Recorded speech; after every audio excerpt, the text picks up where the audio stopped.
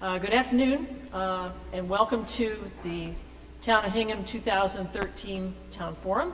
I'm Laura Burns, Chairman of the Board of Selectmen. My colleagues, Selectman Bruce Rebuffo, Selectman Irma Lauder, are here today, along with Town Administrator Ted Alexiadis, Town Accountant Sue Nickerson, and Assistant Town Administrator Betty Foley. And what we're going to do today is here. I'm going to give a very brief report from the Selectmen on the financial situation. It's going to be very brief because there's not a lot to say when all the news is good. And then following that, we're going to have a discussion of three issues that are going to be coming before town meeting or not. First is the Selectmen's goal for tax relief for this year, our proposal we're taking to town meeting. Second, we're going to hear from the Government Study Committee about their proposal to appoint the Treasurer Collector rather than elect the Treasurer Collector. That will be coming to town meeting. And finally, we'll be having a report from the Water Company Acquisition Study Committee. Nothing is coming before town meeting related to that this year, but we thought this was a good time to have an update. So, to begin with, over the past few years, as you all know, it's been a rough 5 years with the recession, but we have been very successful in all of our goals. And I'm going to address each one of these in a minute, just very briefly. We have been successful at raising the town's fund balance from a position where the rating agencies were concerned about our fund balance to a place where they are very happy with it. We have had success at addressing some long-term cost destabilizers in the budget and putting everything on a fiscally sound basis going forward. First of all, on fund balance is just, we used to call it free cash, but that's a term that the Department of Revenue uses, but we prefer fund balance, and we measure it as a percentage of expenditures. And if you look down at the third bullet point, in 2009, our fund balance was at 8.92%. And that was the moment at which the Moody's bond rating agency put us on a negative watch because they were concerned about the direction our fund balance was going, which was down. So the advisory committee wrote, and the Board of Selectmen got on board with, a policy that calls for our fund balance to be somewhere between 14 and 18% of expenditures. And we set our minds to arriving there as soon as possible. And we have succeeded quite beyond our expectations, I think I would have to say. And in June 2012, when we went out for the first one-year borrowing for the middle school, the Fitch Bond Agency reaffirmed our AAA bond rating, and Moody's has also since reaffirmed it. So this is the progress you see.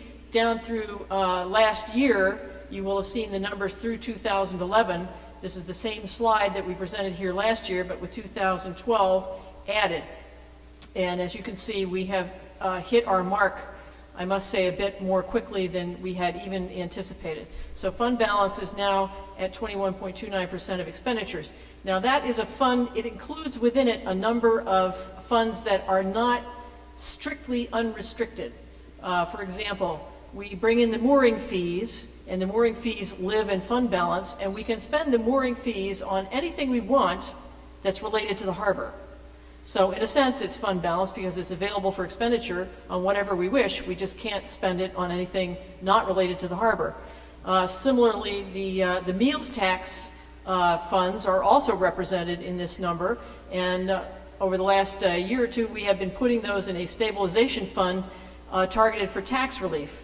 However, with a 2/3 vote, town meeting may use those funds for anything it wishes, even though they're in this stabilization fund. So these are all funds that are available for expenditure one way or another. The number of truly unrestricted, the amount of truly unrestricted fund balance is somewhere 15.8% right now. Truly, so even if you take out the slightly restricted funds, we still are on the good side of our policy. So how did we get there? Well, first of all, we have been working on cost stabilization for a number of years now. Everyone knows that healthcare costs are an extremely significant challenge to both towns and businesses. In 2013, healthcare costs represent 7.5% of the town budget. So we knew that we were on a track to have, over time, have healthcare costs just really eat up the town budget, just as is the case with many companies today. So the Board of Selectmen accepted the Municipal Health Insurance Reform Act of 2011, which the governor and the legislature crafted to make it easier for towns to control their healthcare costs. And I spoke about this here at this forum last year. We were on the verge of doing what you see now that we have done, which is that we have worked with employee representatives to move our employees to higher deductible healthcare plans, which have lower premiums. This is not as much of a challenge for us as it is for other towns, because we pay 50% of the premiums and the employees pay 50%. So when we save a premium dollar, they save a premium dollar, so they have a reason to want to move in that direction. And so what we have done, the big worry was that some of the deductibles on the high deductible plans are really quite high, excuse me, maybe going into the 4 figures for certain kinds of procedures. So we have taken some of the savings and put it aside in a fund to help employees with those very high deductibles should they find themselves in need of it. And so we're sharing some of those savings with the employees, and that was how we came to an agreement with the employees to lower our health care costs. And so you'll see the results here. Most of our plan premiums decreased by 8.5% for savings of $600,000 in the first year. And we do expect to see further savings in years going forward. And I'd like to thank the town administrator and the representatives of all the unions and the employees who all got together, knew we had a problem, and put their minds together to help us solve this, and we've been extremely successful with that. The other subject you've heard addressed from this podium in the years past is the other post-employee benefits. This is, in Hingham, other post-employment benefits means health care, because other than pensions, health care is the only benefit that we offer retirees. And this is a huge looming problem for most towns, and we are, at this point, light years ahead of our compatriots. First, we took steps to cut the amount of our liability, and then we started budgeting the full liability going forward on a schedule that will have us fully funded in 20 years. There may not be more than 4 or 5 towns in the whole Commonwealth who have actually solved this problem. We got there by adjusting some of the benefits that we were offering to retirees, and we adjusted them such that going forward, all retirees ultimately will have their health care paid 50%, just like the town employees. And then we put a line item in the budget to actually pay for it, which previously we were just paying the bills that came each year, but in terms of the liability and out years, we were not funding those, and now we are. Another cost that we have stabilized is the capital budget. Previously, we would make decisions about spending on capital based on how much we thought we had available in fund balance to address capital needs that year, and that's one of the reasons that during the recession, our fund balance dipped so low, because we were trying to meet our capital needs. So we've changed that practice, and now the operating budget, the capital budget, is part of the operating budget every year. And we expect to be, we have been increasing the amount we've been spending on capital every year. It did take a hit during the recession because that's where we found some of our flexibility to balance the budget. But each year, I think the current year calls for about a $1.4 million from operating budget. Is that right? We're actually up to 1.8 million. 1.8 million. The goal is 2 million.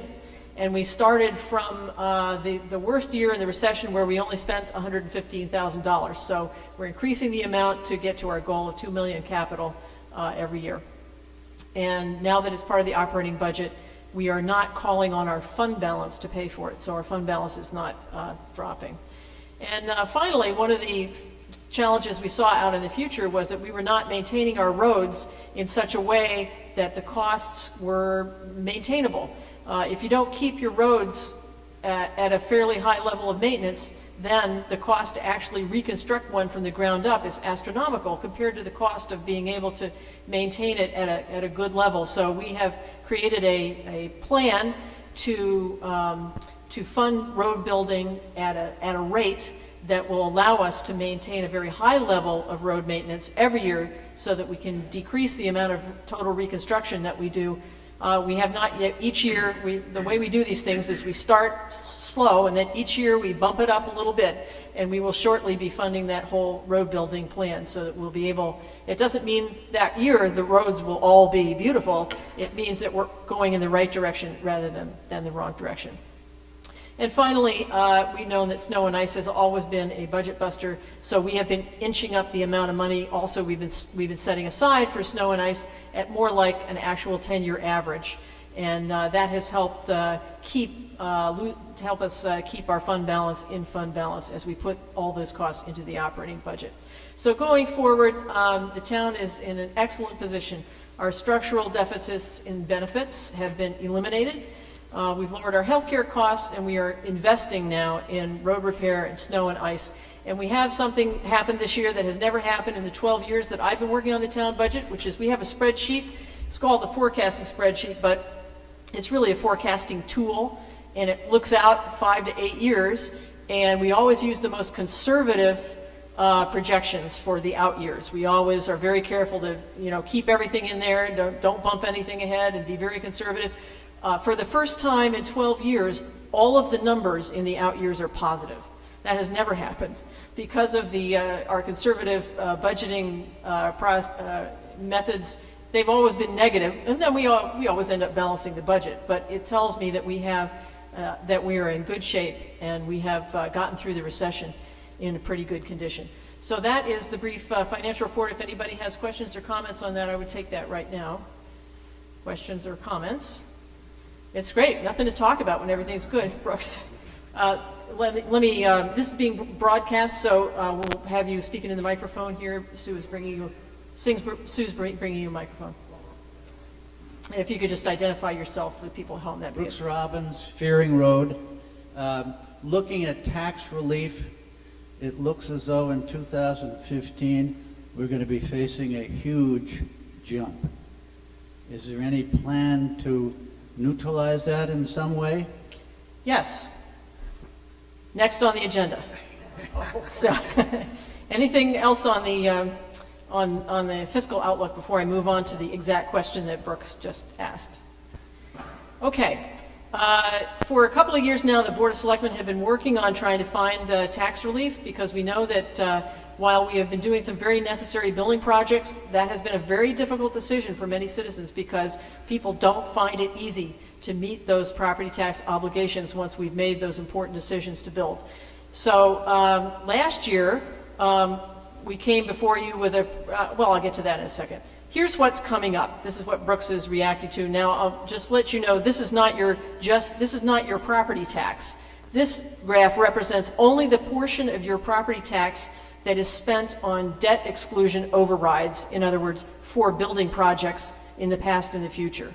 This is not your whole tax bill. So the jump in your tax bill is not going to be times 2 in 2015. It's a little misleading that way. So this is just the portion of your tax bill that's spent on the overrides that we have passed to exclude the debt for building projects. And you can see that in 2014, it's about just over $400. When the middle school borrowing comes online in 2015, the average homeowner's tax impact would rise from that number to about $750. So we see this as a looming difficulty for many of our citizens who have a lot of trouble meeting their obligations right now, and we wanted to find something to help, whatever we could do. So we put our minds to it, and we've had tax relief as a goal of the selectmen for the last 3-4 years running.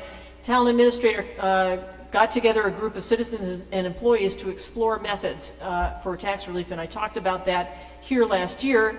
There's 2 kinds of relief you can imagine: property tax exemptions and deferrals, which we already have a number of for senior citizens and veterans, or we could devote some funds to lowering the tax burden. And there are 2 possible groups of beneficiaries: our neediest neighbors or everybody. And we are proposing sort of a mixture of both of these after the committee's work for a year. I'd like to recognize Jane Malmy, who was one of our citizens on that committee, along with several of our very experienced and expert staff people. So what have we done? Last year we brought to town meeting some 3 articles to increase the eligibility for exemptions that we already have, usually for senior citizens, There's a variety of exemptions if you meet certain asset and income limitations, and also some new exemptions for veterans. This year, we are bringing two proposals to the annual town meeting. The first is to use meals tax revenue to provide some form of tax relief for all taxpayers, and secondly, to use a small portion of the meals tax revenue to increase the tax work-off program for the neediest.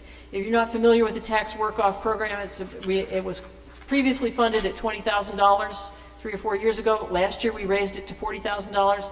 This year we propose to dedicate $60,000 to this program, where if you meet the qualifications, you may work off $1,000 of your tax burden by doing projects here in Town Hall or in other town departments.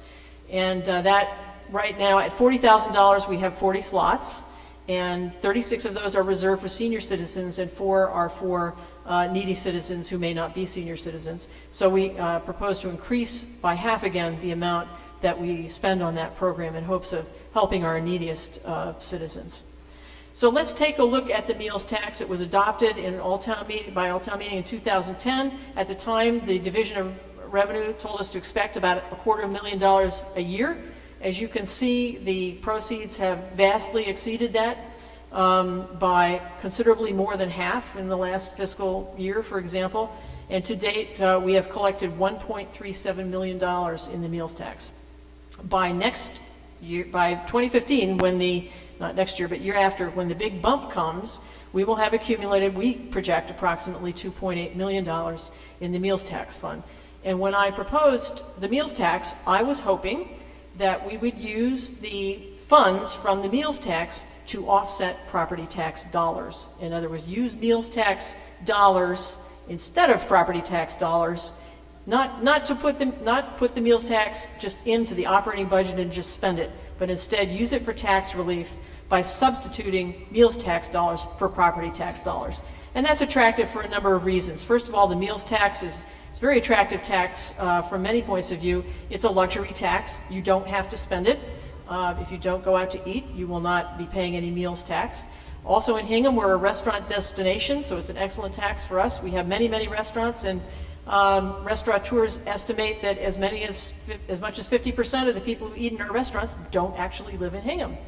So even all the meals tax revenue is not connected from Hinghamites, and it's a very attractive tax from an administrative standpoint because we don't do anything to administer it. The state already collects the meals tax, and they just collect the extra 0.75%, which belongs to the town, and send it to us. So on all counts, it's a very attractive tax, and we have, if there is such a thing.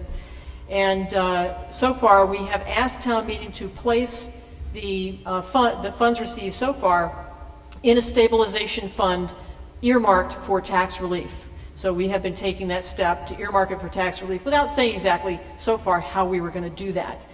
And as I said at the beginning, those funds actually don't have to be spent for tax relief. If town meeting chose, with a 2/3 vote, it could spend that funds on anything that it saw fit. But we do propose to go ahead and spend some of that money on tax relief this year. So here are proposed uses. I already spoke about the $20,000 to add to the tax work-off program budget, which increases its funding by 50%. And finally, we looked at many, many different ways of using the meals tax fund, but I'll spare you the circuitous route we took to get to this. One of the simplest things we could do, and what we have decided to recommend, and the advisory committee has already endorsed, using the meals tax revenue simply to lower the amount that we must borrow in 2015 to begin paying the middle school project. In other words, that amount that we said we were going to have to borrow and that your taxes were going to have to go up to cover, that amount will be lower. So what are we talking about? Now we are looking at the average tax bill, but not all of it. You can see the scale simply goes from $7,400 to $8,400. So we're looking at the average tax bill, which is about in that area. So the bump in your taxes is not actually that high, proportionally speaking. The red number is what the average tax bill was projected to go up at the time we went to town meeting with the middle school proposal. based on the number which we appropriated. If we then borrowed all of that and assessed that, and that was an override, so whatever we borrowed was going to be added to the tax levy, that is the bump that you would have seen. Since then, the amount has already been revised down. First of all, we did a very pessimistic estimate of what the interest rate costs would be. They are turning out to be lower than we projected, because we always project very conservatively. And further, if you'll recall, we authorized something like $61 million for the middle school. The bids have gone out, they came back, contracts signed, the cost will be more like $58 million. So already we have saved several $million, and so the blue line represents what we authorized minus the savings that we have already. The green line represents what this bump would look like if we enact the Selectmen's proposal, which is to apply the meals tax dollars to the tax levy so that we don't have to borrow quite so much. And you'll see at the bottom, the average tax increase was originally going to be about $320 per year, which is a big bite, and this proposal would lower it to $167. And as you see, the way we borrow, the biggest hit comes in the first year, because we do declining capital. So each year, the amount of capital that we're paying back, the amount of capital remaining declines, so the amount that we pay every year declines. This is true of all of our borrowings. So the first year is the worst year in terms of the property tax hit from a project like this. So we hope that town meeting will approve our proposal. This year, we will be proposing to take the money out that we have out of the meals tax stabilization fund and apply it to the tax levy for fiscal year 2015, the year the big bump hits.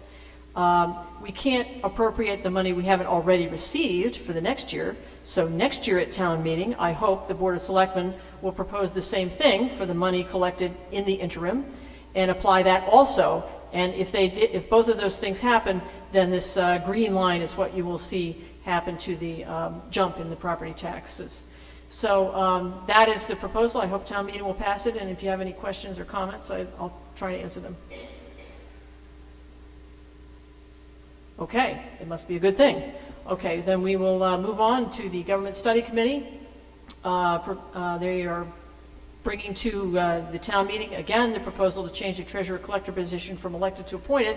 And I thought Phil Edmondson was going to be doing this presentation.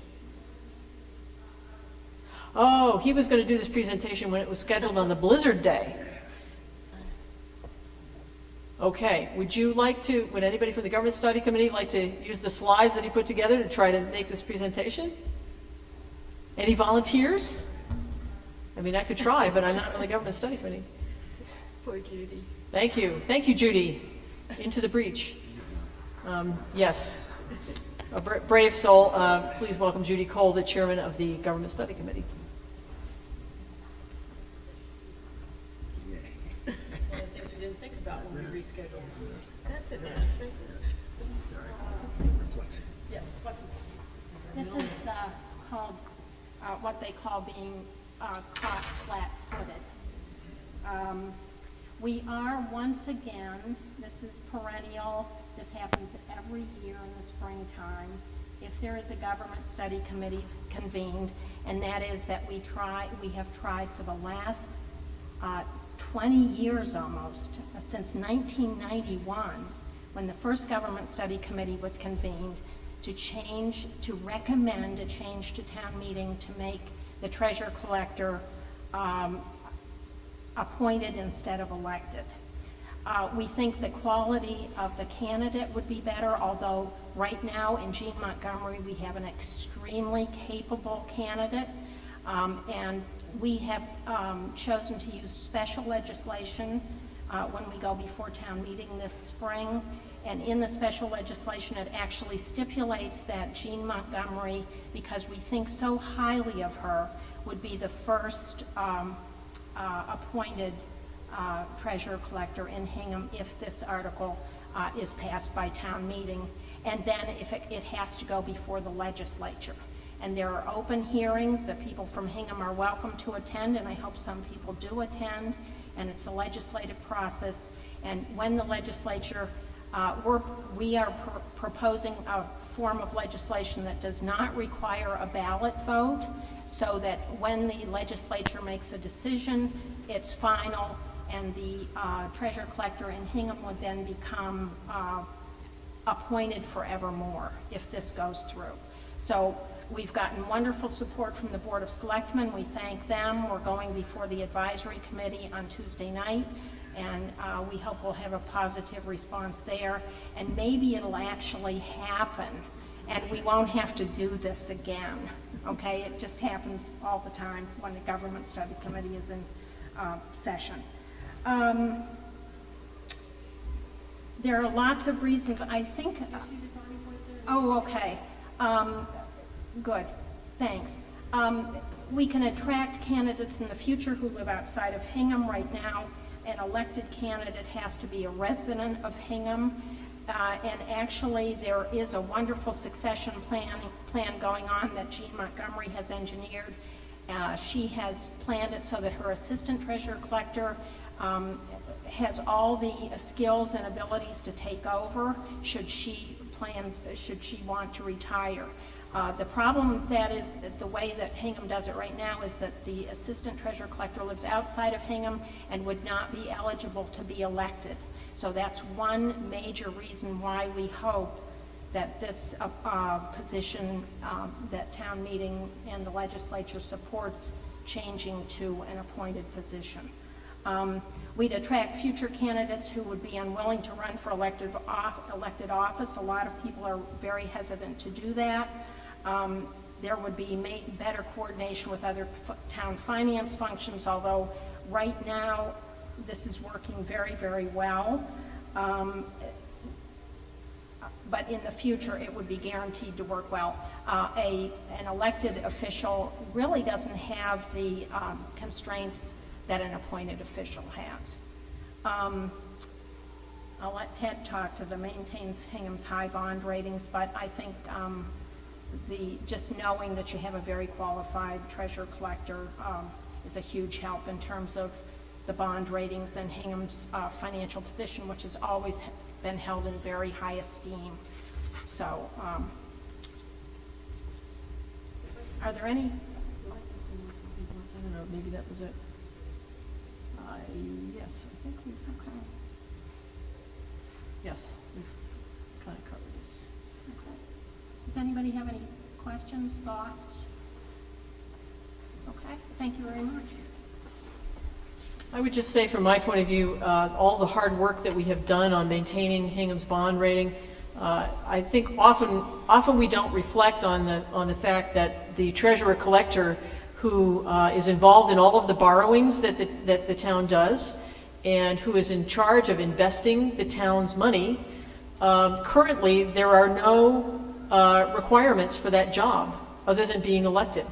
So if something, heaven forbid, should happen to Jean Montgomery, she should retire or step down, there's no guarantee that someone who is actually qualified to this job, which is now much more technical than it was whenever it was created 100 years or so ago, there's no guarantee that we would have somebody in that position who is willing to run for office, who would have the necessary technical expertise. So that's what really worries me about continuing with the elected treasurer collector position. And I'd like to speak. I did have the opportunity of doing a television show on HCAM with Phil Edmondson about this, so I'm a little bit up to speed on some of this. The process that the Government Study Committee proposes this year is different from what we've done in the past. Last year, the proposal passed handily at town meeting, but then it went to a ballot vote after that, and it lost by 18 votes. And our thinking was possibly there were people who came to the ballot who didn't have the background that was available to people at town meeting to make a decision. So this year, they're taking advantage of a new law that the legislature has passed and several towns have already availed themselves of, which does away with the ballot vote requirement for this change. And so what that means is that the decision will be made by town meeting, and then, as Judy said, there will be a special legislative hearing, and the legislature has to act on it And that gives another forum for people who perhaps they feel aggrieved by the process in the town or something like that. But in general, if the town if town meeting is united on it, then these things pass.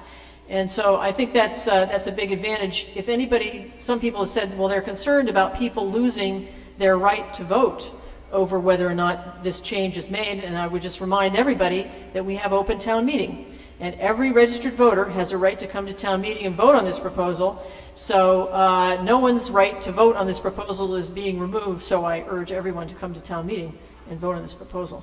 Did you have a question, Mr. Reardon? Bill Reardon, 9 Steamboat Lane. Actually, it got answered by the explanation you've just made, because I was very mindful of it having failed at the ballot box by such a small number. It did not want that to happen again, and was hoping that we'd somehow planned around that, or were planning to do much better advertising. But I think just to get the word out, and I'm not sure that in the local papers I've seen as much about this, particularly about the new format, so that we get the word out, just as you've said. Let's get people to come and vote and have it be a town meeting, and that way we'll have a quorum that much faster, maybe both nights. Mm-hmm. And this is part of our education effort, and I'm going to be writing a piece for the Journal to outline the whole thing. So hopefully that will get people aware of their right to vote on this. Any other comments or questions on this?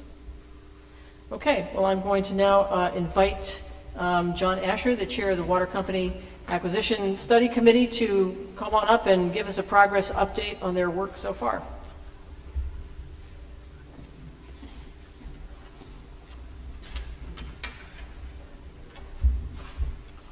Thank you, Laura. Good afternoon, everybody.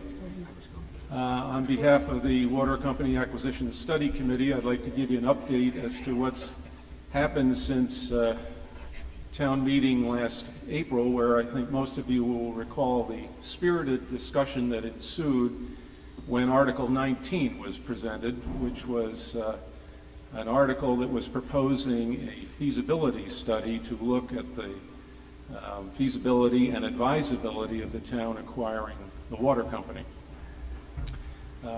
Town meeting did approve that article, and so the committee in the intervening months has been addressing the feasibility of acquisition under the 1879 statute which formed the company in the first place. So looking at whether or not it's advisable and feasible for the company, for the town, to do something that has been its right since the company was originally formed. What I'd like to talk about is what we've been doing and what the immediate next steps are. As you can see, the Board of Selectmen appointed a 5-person committee, 3 members of which were former chairs of the advisory committee, Josh Krumholtz, Ed Siegfried, and myself, and then added the chairman of the Sewer Commission and of the Water Supply Committee. So a fairly knowledgeable set of individuals in terms of this particular topic. In August, unfortunately, one member, Sam Mullen, resigned for personal reasons, and the Board of Selectmen appointed a 4th former advisory committee chair, Joe Beerworth. The committee met for the first time on May 3rd and has met 6 times since then. In its initial meeting on May 30th. In its initial meeting on May 30th, the committee adopted principles of operation that would govern how it would function, but an important element of which was the agreement amongst us all that we were not in business to basically confirm a preordained conclusion. In other words, we were going to study the data and let the data take us to whatever recommendations seemed appropriate to make back to the Board of Selectmen and ultimately the town. We've attempted to do that. What we've also attempted to do is to conduct our business in the most transparent and open fashion possible. And what we established a web page on the town website and have posted to that web page upwards of 38 documents in addition to our meeting minutes, which really address most of the information that we've been analyzing, and it certainly gives the town's citizenry the opportunity to read I think, upwards of 1,000 or more pages of fairly detailed information associated with the water company and particularly its finances.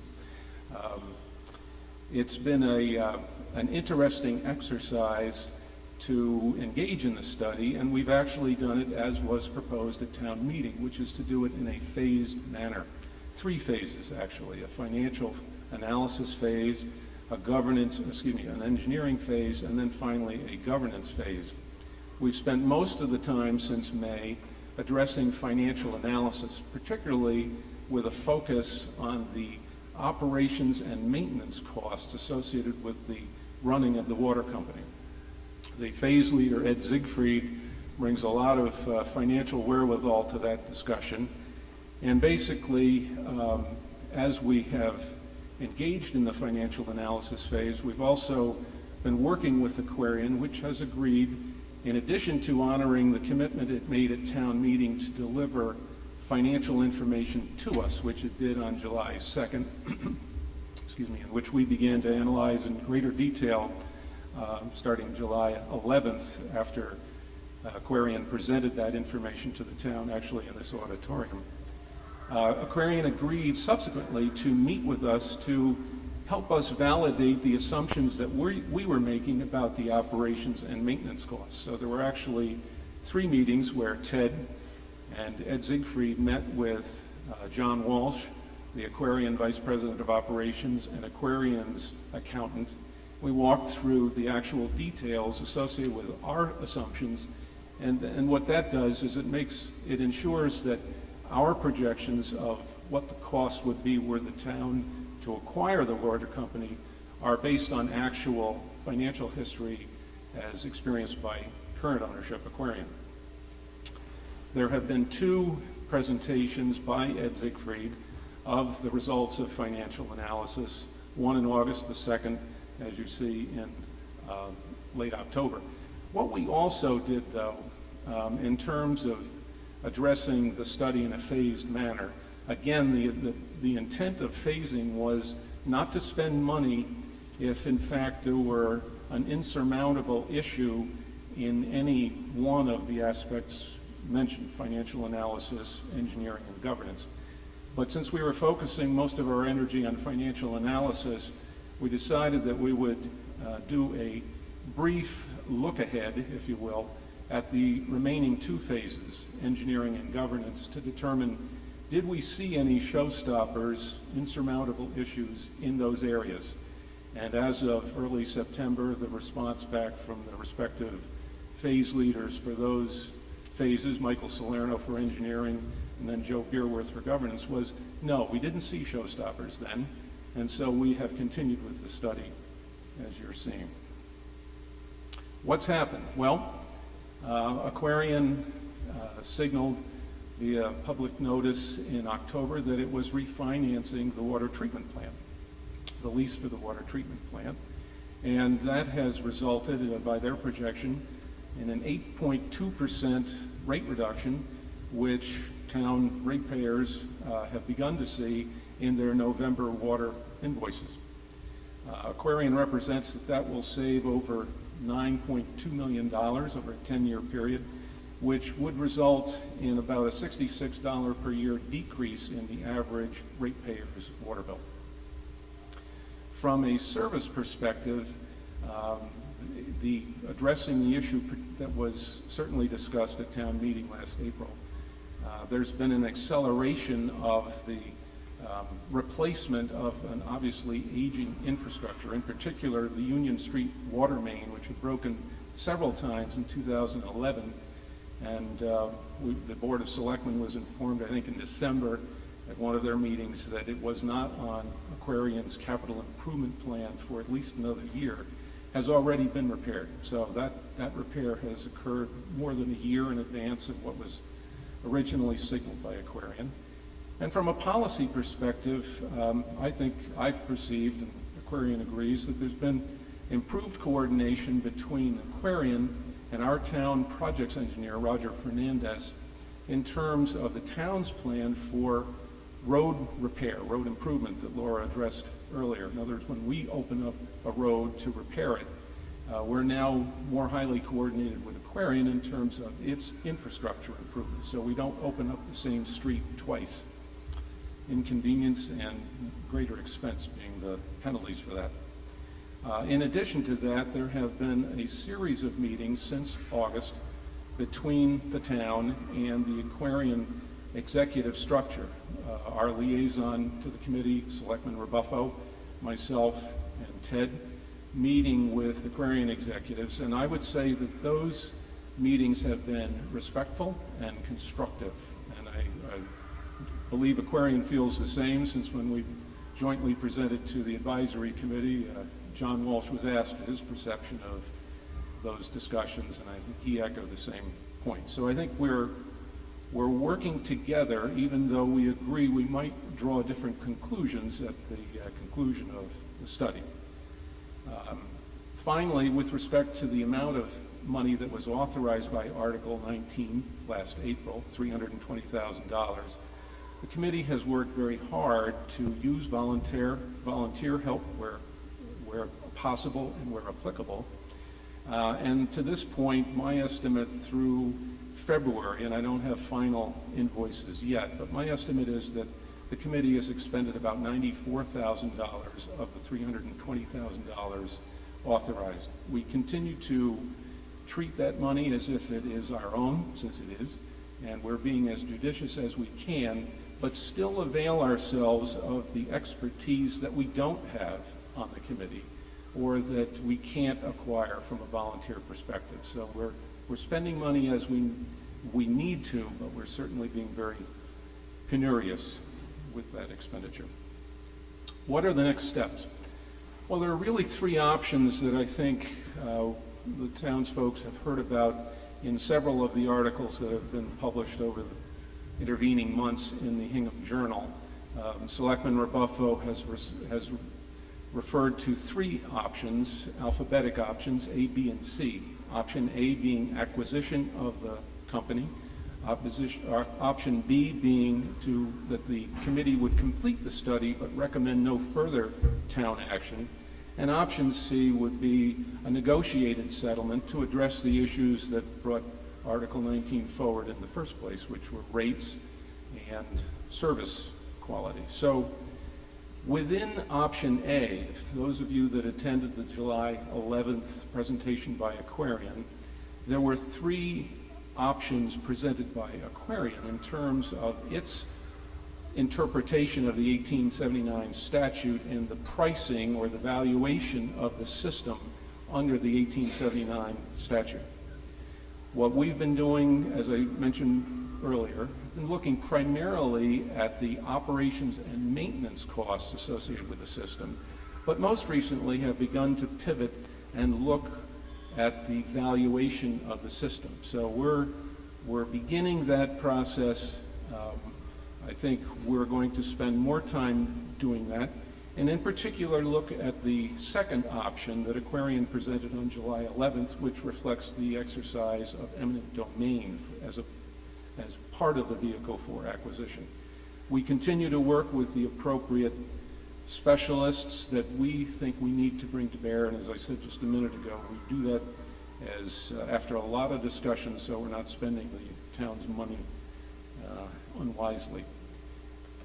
So with respect to option A, the committee's position is further study is required. With respect to option B, it would be premature to determine that this is the option that the committee is going to select, just because we believe that both options A and C are still viable.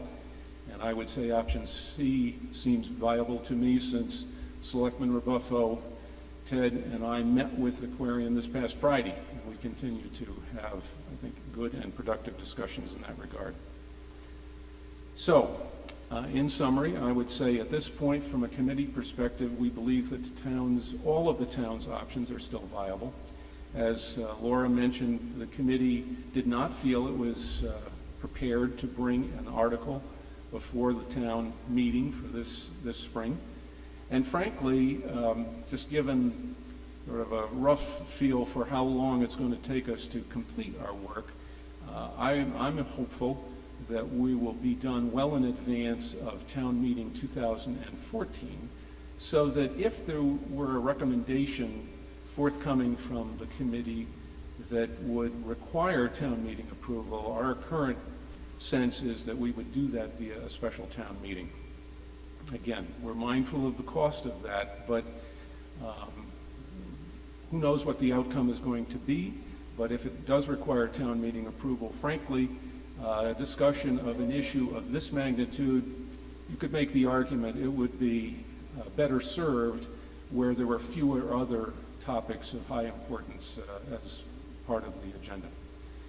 And finally, best we can tell at this point, with the funding originally authorized last April seems to be sufficient to us to get us to the point of study completion. So that's a quick summary of where we are. I'd be happy to entertain any questions and see if I can answer them. Oh, sure.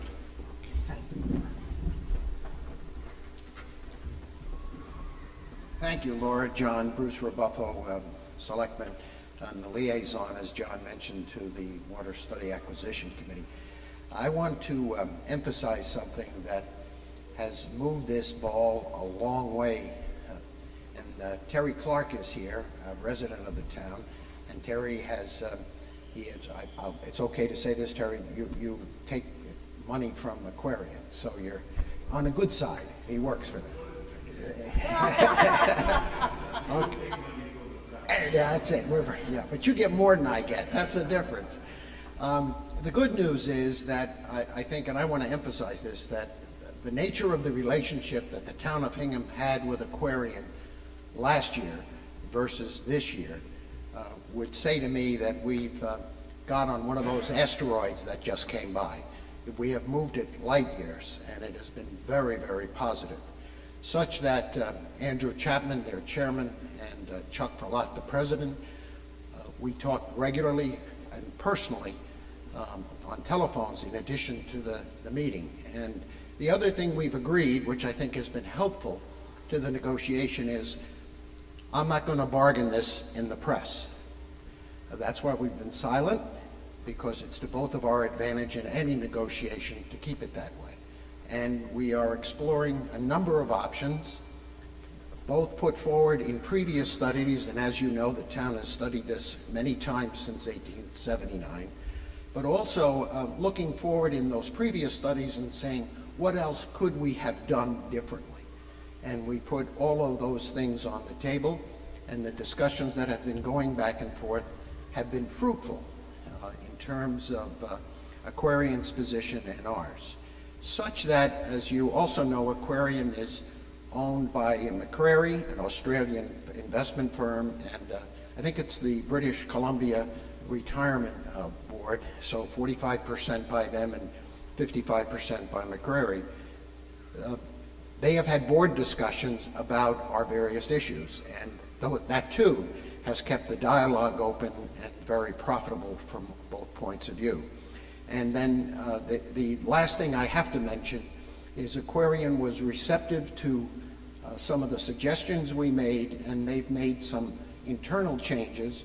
And I think the most telling message I got from Chuck Frary was, in their other communities, and as you know, they represent some parts of Massachusetts as well as Connecticut, they have a much better relationship, and they have been trying to do the same what they did in other communities, particularly Connecticut, and bring it to Massachusetts.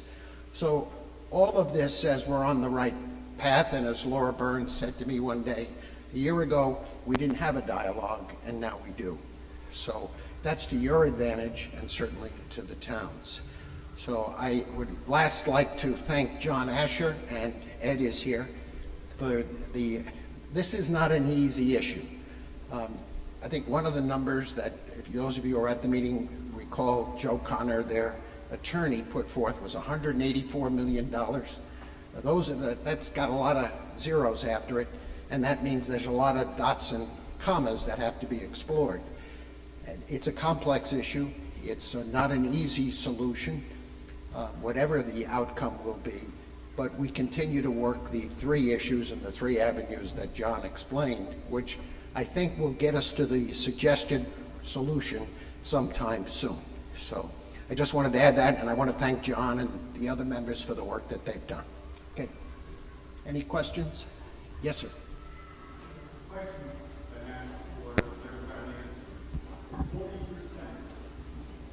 Sure. Could you identify yourself, please? All right, if 40%, Could you tell us who you are and your Peter address? Stefopoulos, 17 Volusia Road. Thank you, Peter. All right, 40% of the users are non-Hingham, Hall and Cohasset. Yes. All right. Then there's a large number of Hingham residents that are non-user of Hingham water. 325. Yeah.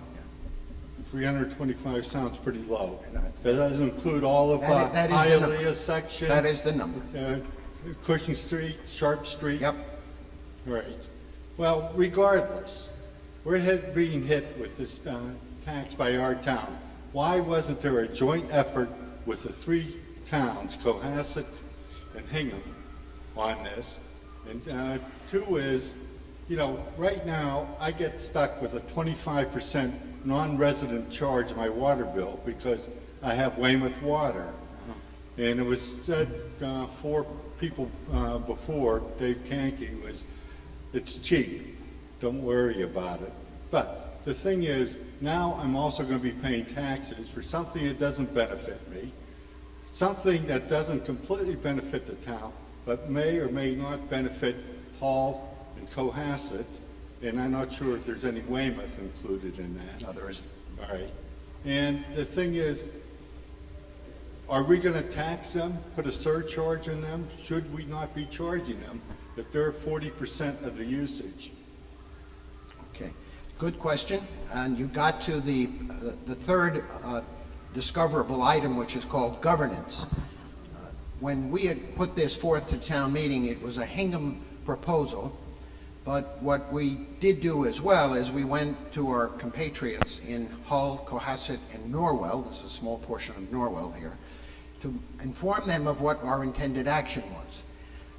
Our town administrator, Ted Alexiadis, met with his counterparts, and I had personal discussions with some of those members. This is one of those issues where it was our issue that we were bringing forward, and we said we wanted to study it.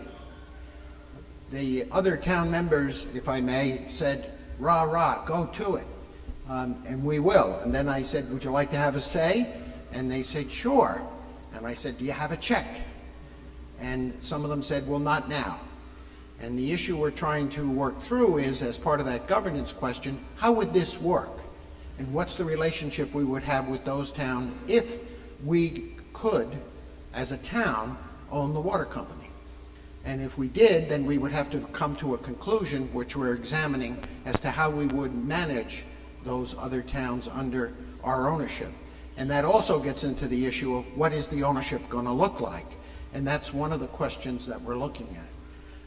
You raise a good question about how do we make this pay, and the question of what about people who don't get money from the Aquarian Water Company, and that is something that is in our study as to what we would do if we bought the water company.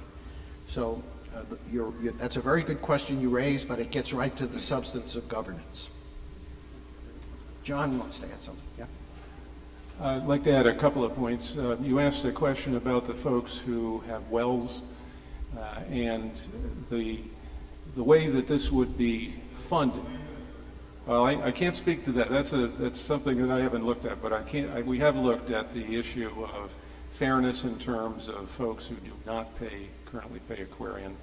And were there to be an acquisition, I guess a couple of points worth making. One, I think all of the committee would agree that we would not make a recommendation to the Board of Selectmen and ultimately to the town if there were anything other than, at worst case, a rate transparent acquisition. So we wouldn't recommend something that would have people's water rates permanently increasing. Not from an acquisition standpoint now. I mean, there's lots of curlicues to that in terms of ongoing need for capital maintenance, but that's business as usual regardless of the ownership. Secondly, it would not be through the property tax that borrowing would be repaid. It would be through the ratepayers, so the beneficiaries would be the folks that would bear the cost. finally, I guess echoing the point that Selectman Rebuffo made, Ted and I and Sam Mullen did meet with the town managers of Hull and Cohasset and directly asked them their view of the study. Were they supportive? And as you've heard from Bruce, the answer was enthusiastically yes. And we got into sort of a hypothetical discussion of variations on how we might address differing needs from a capital perspective in the respective towns, since Hull's transmission and distribution infrastructure is actually older than Hingham's. It has more older pipe than Hingham does, and so it breaks more frequently, and that's a problem. No decisions made, but certainly, as Bruce said, that was part of the look ahead, frankly, from a governance perspective, and actually to some extent engineering. Any other questions? Yes, sir. Yes, Al.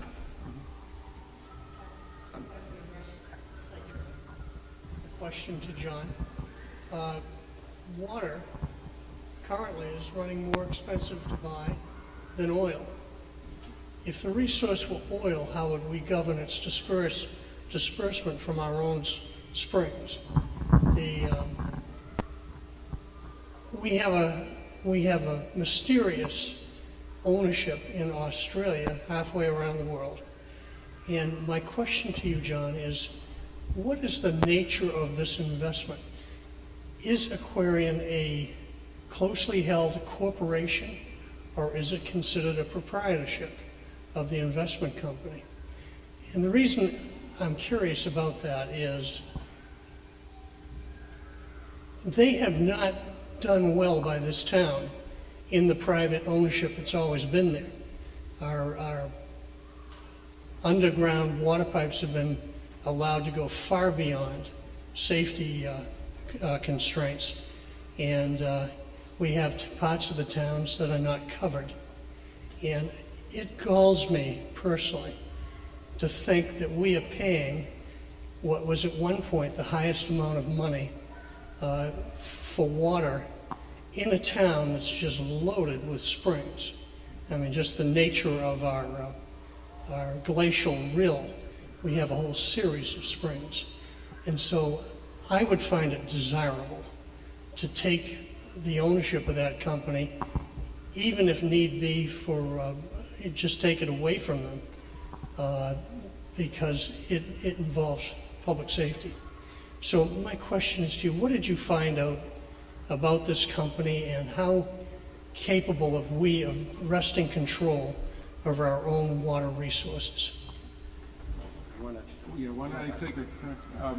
The good news is that Ed Siegfried, who is the leader of the financial analysis phase, is up in the corner, so if I get into deep water, no pun intended, Ed will come and rescue me.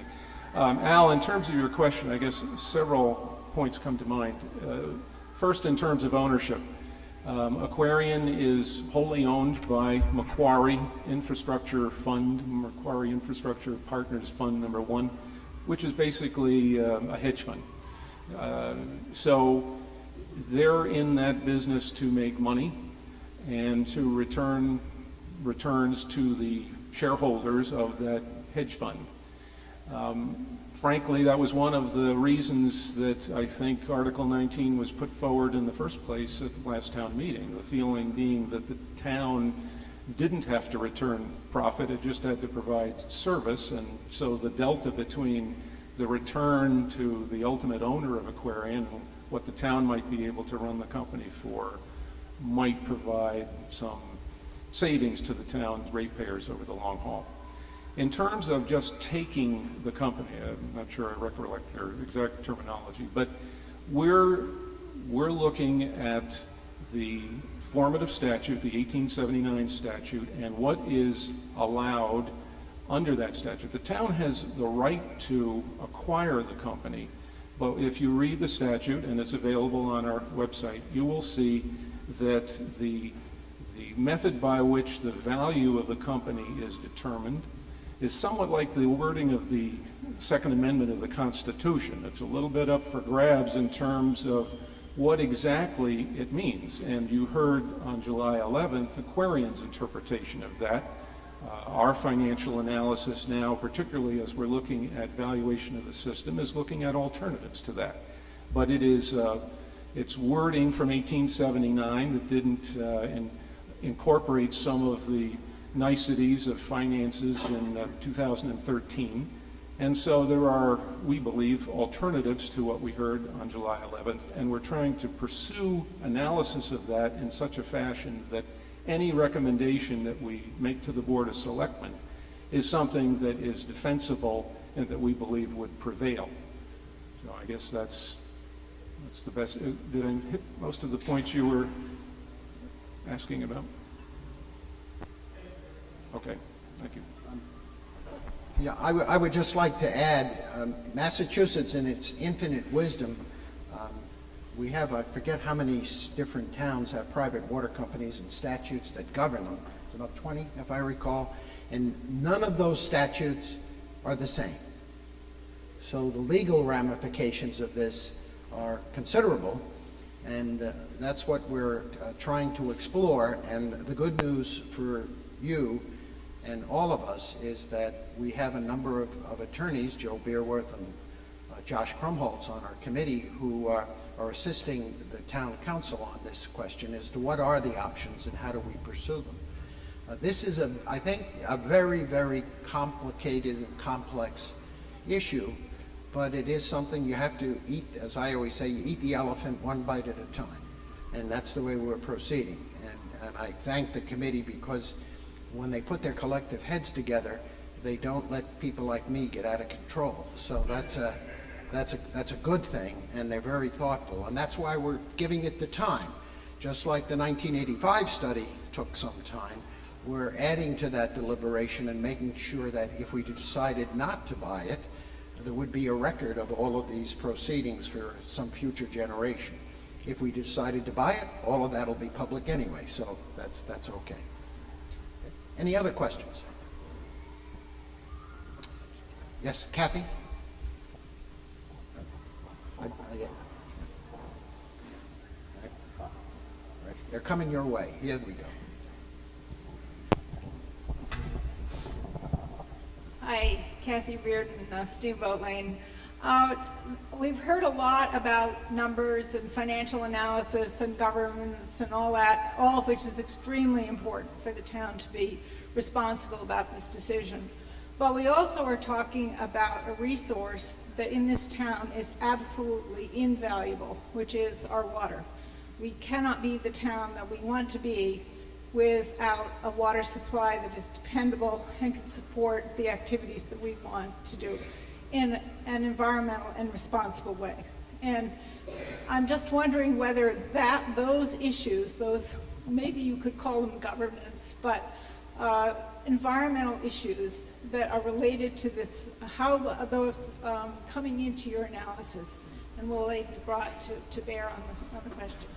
Yeah, good question, and that was the piece that I'd forgotten in Al's question. In terms of the water, the town actually doesn't own the water. Aquarian is a steward of water that is ultimately owned by the Commonwealth. Some people know that, but most of us think if it's in Hingham, it's ours, or if it's in Hulls, it's theirs, and the answer is no, it's the Commonwealth's.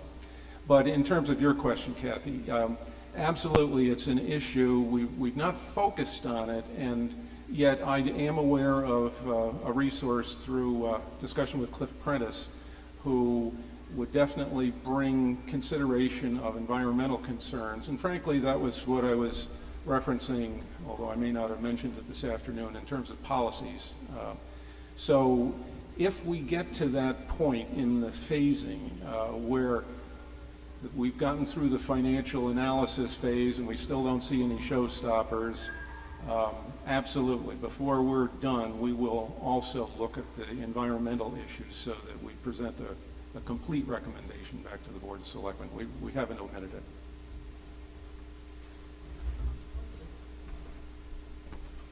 Yeah, I'd just like to say 2 words about that, if I might. As John mentioned, the water, we would not be buying our water supply. The water supply belongs to the Commonwealth, and what Aquarian owns and controls is the distribution system. So that's what we would be purchasing.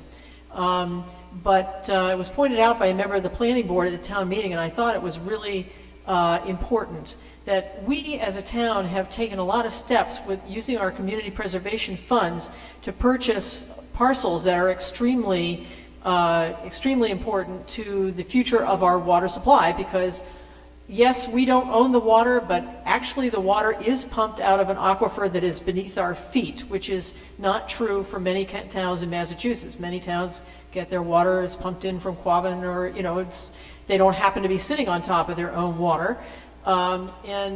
So we do feel a sense of stewardship, because even though we don't own it, that's where our water comes from. And we do accept our responsibility to take care of it. And the member of the planning board pointed out, Judy Sneath pointed out at town meeting, that we have not had a great, any kind of cooperation, contact, discussion, or anything with Aquarian around these issues. And I personally think this should be, and I look forward to the committee getting to these issues, because having an alignment between the water company and the town on issues of preserving our water supply pristine and adequate, instead of having a situation where you might have what we've had in the past, where arguments with the Aquarian Water Company about whether they're going to open certain wells and whether the town would support that before the state and so forth. I think it would be lovely to eliminate that, the possibility of a disagreement between the water company and the town, because if the water company was owned and operated by the people who are largely are people who use the water, then our interests would be the same. So I think that would be an added attraction to put into the balance. I would never recommend we pay more than the water company is worth for that reason, or that we should purchase the water company if it doesn't make sense financially. But that certainly, I think, is something that should weigh in the balance. Vicki Donlin, 12 Floret Circle, The Meadows, and I have kind of a comment and a question. I'm glad that the communication has gotten better with the powers that be in Hingham with Aquarian, but as someone who was affected last fall with several breaks on Free Street, the communication with Aquarian was unbelievably untruthful. Any calls made as to how long we'd be without water, we were given no information, and when we were, it was anything but the truth. So hopefully things are better. And then on the other side, I'm glad that they fixed Union Street, and I'm really not sure who takes care of the roads, whether that's an Aquarian function or whether that was Hingham Town's function. But again, being at the Meadows, it was done, in my opinion, very poorly. Matter of fact, the Meadows had to get them back in order to fix what was at the end of the Meadows.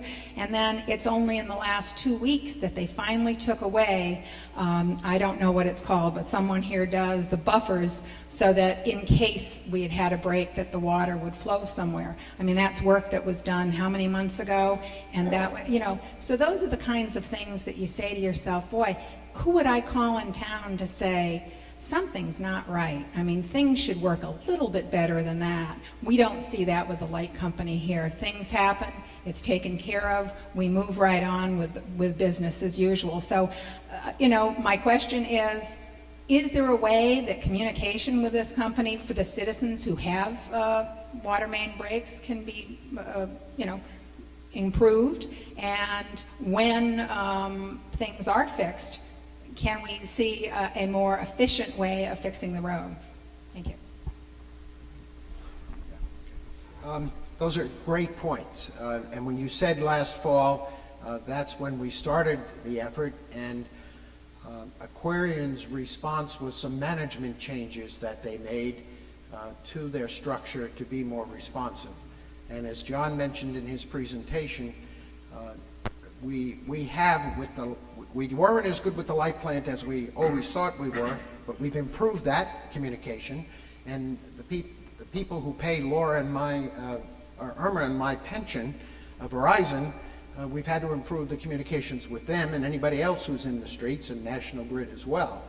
And what we've instituted over the last year in our road improvement program is Roger Fernandez and the DPW having a schedule of work with all of the people who have stuff under our streets, and think of them all, because it's all buried, and coordinating the efforts on the improvement process. And the issue you mentioned about how long it took, that was caused by, I'll say, work that wasn't done up to anybody's standards, and we had to get them back, and those people suffered some financial penalties as a result of that.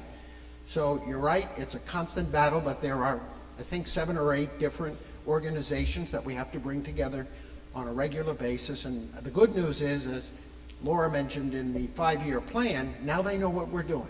And if there are changes that their network needs to make, we can be coordinating and be more responsive. But you're right, when it does break, how do we make it better and get it restored quicker? And that's eternal. Oh, Ted? Yeah. In the March DPU hearing, the DPU ordered Aquarian excuse me, to conduct an internal audit of their communications with the community. The DPU felt that they were not satisfactory based on the outcroppings of what happened in those meetings. The response from Aquarian was to set up a structure which includes quarterly meetings between myself and their new president, John Walsh. When I have the meetings with John, I regularly go over citizen complaints that come through to me. So what I would ask is that if you have interactions with Aquarian that you feel are not positive, please let us know so we can relate them. I do get quite a few of those calls.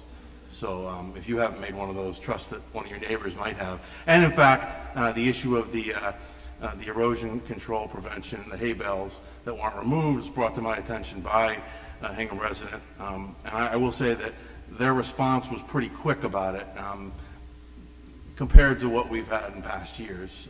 So we're moving in a more positive direction, I think. Any other questions?